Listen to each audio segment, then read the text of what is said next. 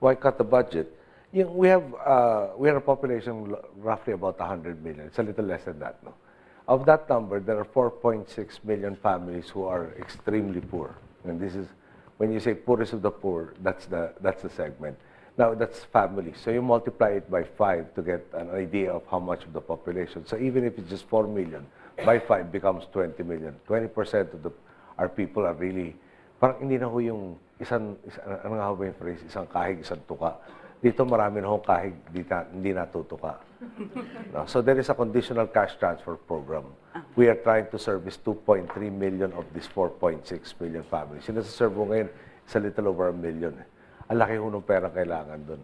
And saan ba natin kukunin yan? Hindi yung revenues, primarily, lahat ng sources ng income ng gobyerno. Yung para matugunan natin itong sektor na talaga naiwanan ng talaga ng gusto, kailangan makadagdag ng share nila. Ngayon sa OFW sa paano, pag yung gumanda yung ekonomiya natin, meron naman ng paraan para humingi ng supplemental budget para madagdagan yung ibang mga sanga. Pero nung araw, hindi na pwede pare-parehong, di ba, halos equal shares talagang laluwas. Ang kailangan, sino ba ang pinakamatindi pangangailangan, yung po unahin natin. Sila wala na ibang chance kung hindi ito. Yung itutulong ho na conditional cash transfer, kailangan, ang condition doon may manatiling anak sa eskwelahan, tapos nasusukat ng timbang, kalusugan, etc. Yan ho kung tutusin para salbabida na. Pag hindi natin natugunan yun, talagang tuluyan na silang mawawala sa ating mundo. Siguro may obligasyon tayo silang tulungan muna. Mr. President, thank you po. Ito naman po ang ating kababayan, community leader na si Dennis Normandy. May kinalaman ho sa population ang kanyang katanungan. Welcome, Mr. President. Most experts agree that, particularly in developing countries, a key obstacle to economic prosperity is unbridled population growth.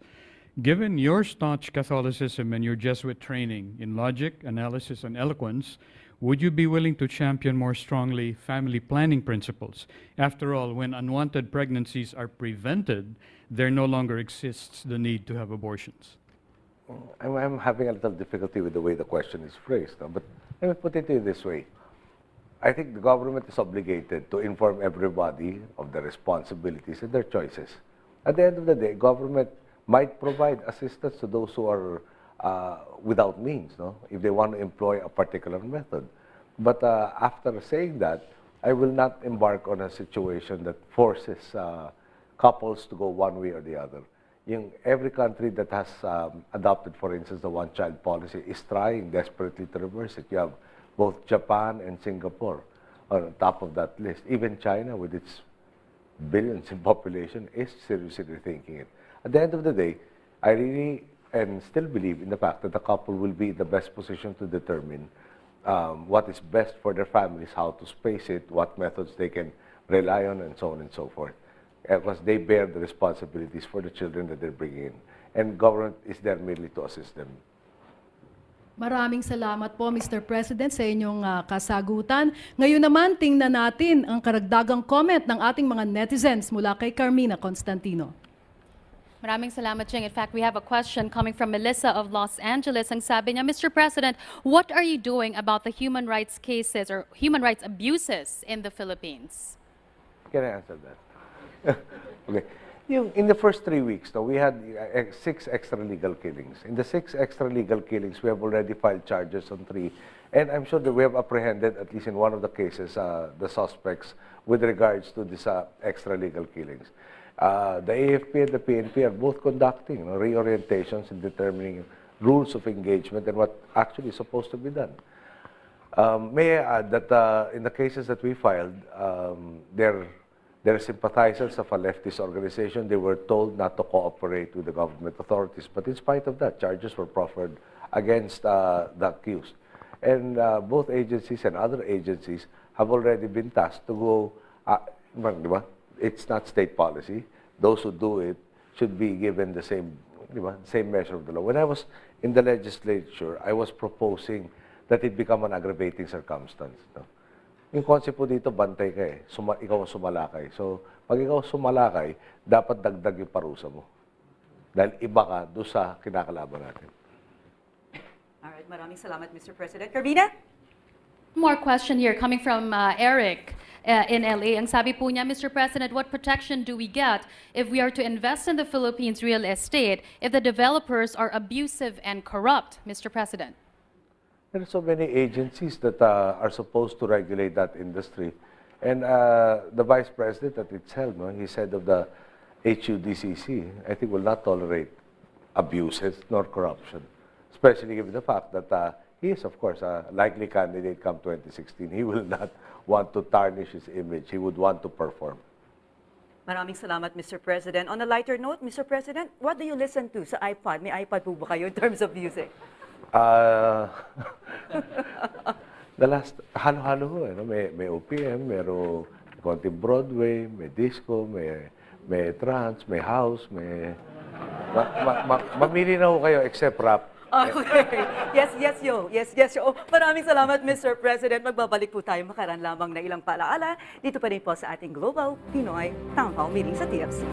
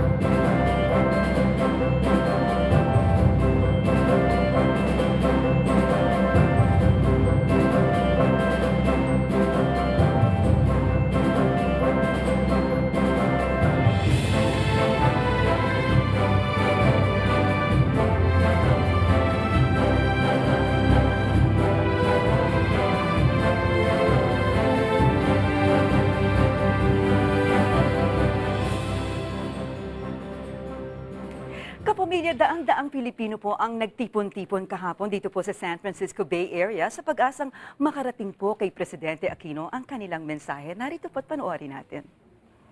When I say we are, you say one. We are. One. We are. One. Clad in yellow and armed with a renewed faith in the Philippine government, these Filipino Americans held their version of a people power revolution yesterday in San Jose, California, across the hotel where President Aquino was scheduled to speak. This movement, called We Are One Filipino, began 2 weeks before Aquino's U.S. visit. We believe that this movement is greater than any particular individual, including the president, including myself. So it really is for the people. This movement is meant to show Aquino that Filipinos in America are one with him in his presidency. Iba ang pakiramdam ng nagkakaisa mga Pilipino. Filipinos from all over the country flew in to show their commitment for change. It's not just the administration who has the power to do it. It is really from within each Filipino to have sincere change of heart. A group from Tarlac, Aquino's hometown, drove 400 miles from Los Angeles just to see him. They waited for hours, hoping Aquino would come. And he did. Please welcome the President of the Philippines.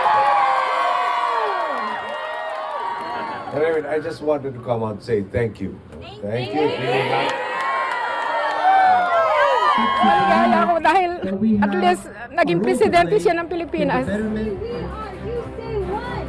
We are. One. We are. One. Filipino.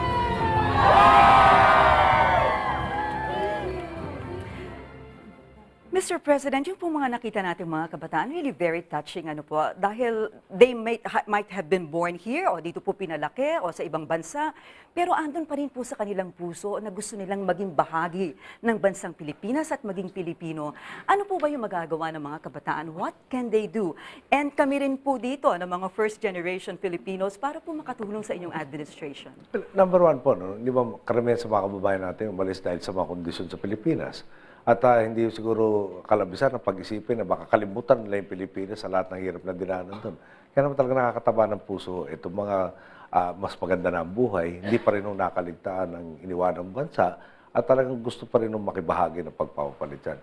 So, maski na yung bata, no? Kami siguro Secretarial Mendes, hindi na kasing galing na gumamit ng mga computer at saka kung ano pong mga ibang device na hindi man namin alam. sila ho siguro, maski nakikipag-usap sa telepono, kaya paandarin lahat to. So bakit hindi bahagi yung kalaman na yan? Pagbabahagi rin ho ng impormasyon. Marami ho actually pwedeng gawin at meron nga ho si Secretary Suleiman ang isa sa mga kasama natin at ng communications group para mas mahusay interaction. Meron kayo kailangan paalam sa amin o meron kami kailangan paalam sa inyo. Ginagamit natin yung mga networking sites. Talagang kung hindi ho ganun ka-active pa ako personal doon, pasensya lang ho talagang marami hong iniwan sa sakit ng ulo, dinadagdagan pa eh. No? Pero talagang gusto ho natin talaga naman marinig ang taong bayan. Sabi ko no inauguration ko, kayo ang boss. Yung boss nagsasabi sa kanya utusan kung anong pinagagawa. So para magawa ho natin yan, hindi kailangan natin malaman kung ano ang mga pagkukulang ng gobyerno sa atin po, paano makakatulong sa bawat isa mamamayan. So yung ginagawa nito mga batang to, talagang ganda ho pakinggan eh. We are one. Yeah? Bakit nga ho hindi? No? Bakit nga ho pagtapos sa eleksyon, pwede natin kalimutan muna yung mga kanya-kanyang chalikot kulay. Pag magandang ginagawa ng kung sino man nakaupo, tulungan na natin. No, hindi yung kailangan, pag may pumosisyon ng puti, kailangan yung kalaban itim. Yeah? Wala naman napapala eh. Pero dito nga ho, ang nakakarami po sa atin, talagang nagkaroon ng bagong pag-asa at kumikilos na nga ho sa kanilang paraan para maging totoo na, maging ngayon na yung pagbabago yung inaasam natin lahat. Ngayon na. Maraming salamat, Mr. President. Salamat May po. katanungan pa po ang ating mga live studio audience, Jing. Mr. President, napasabak daw ho kayo sa matinding trabaho. Yan ho ang katanungan ni Jackie Conclara. Hi, sir. Good evening. Sir, because we witnessed how grueling the campaign was for you. We saw that you were all over the country every day, and yet you managed to dive into your responsibilities with much passion. So we're curious to know, sir, what was your secret in decompressing or relaxing to prepare for your big job? You know, mostly it's really the interaction with our countrymen, in all honesty. Yung, kung dito may mangyayari sa lahat ng sakripisyo ng mga nauna sa atin, sama ko ng mga magulang ko, at yung mga hindi man umabot na matapos yung martial law. No? Tapos dumating ka na sa punto, dito mo kami pagkakataon tayo talaga. Tingnan po yung nangyayari sa ekonomiya na, pangalawang buwan, yung stock market, ang ganda-ganda. Yung global peso baht, take one, 13 times oversubscribed. No? Yung mamili na kayo na kung anong indicator, pati yung employment at underemployment. Hindi ko naman sasabihin talagang nagbago na todo-todo. Pero gumaganda yung movement. Pupunta sa tama ng mga lugar. So, doon, parang nagiging sulit na. Tapos, ako nung congressman, masabi lang sa akin nung kababayan ko, nung araw ang pamasahe, doble pagtagulan. Yung pinagawa namin kalye, sasabihin, pareho na ho, kay tagulan o taginit. Okay na ako doon. Tapos yung, basta pag tinawag ko tayo ng Diyos, di ba, finish or not finish, makakalingon ba ako, masasabi ko, di hamak, mas maganda iniwanan ko. Pag kaya ko sabihin dyan, di okay na po ako doon.